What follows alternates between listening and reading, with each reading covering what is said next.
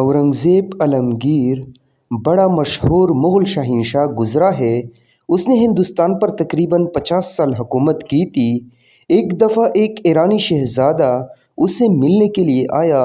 बादशाह ने उससे रात को सुलाने का बंदोबस्त उस कमरे में कराया जो उसकी अपनी ख्वाबगाह से मुंसलिक था।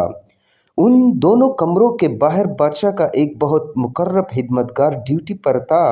उसका नाम मोहम्मद हसन था और बादशाह उससे हमेशा मोहम्मद हसन ही कहा करता था।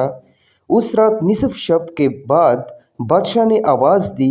हसन नौकर ने लब्बैक कहा और एक लोटा पानी से भरकर बादशाह के पास रखा और खुद वापस बाहर आ गया।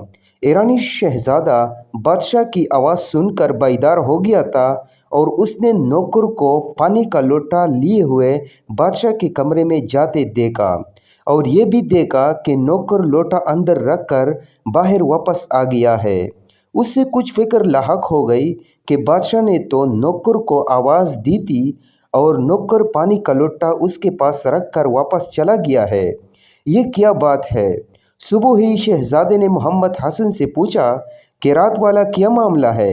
मुझे तो खतरा था कि बादशाह दिन निकलने पर तुम्हें कत्ल करा देगा, क्योंकि तुमने बादशाह के किसी हुक्म का इंतज़ार कराने की बजाय लोटा पानी से भर कर रख दिया और खुद चले गए। नौकर ने कहा, अली जा, हमारे बादशाह हुज़ूर अकरम सल्लल्लाहु अलैहि वसल्लम इसमें गिरामी बग़ैर वज़ू नहीं लेते।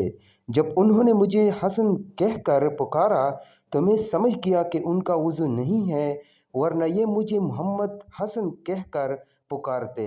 इसलिए मैंने पानी का लोटा रख दिया ताकि वो वज़ू कर ले।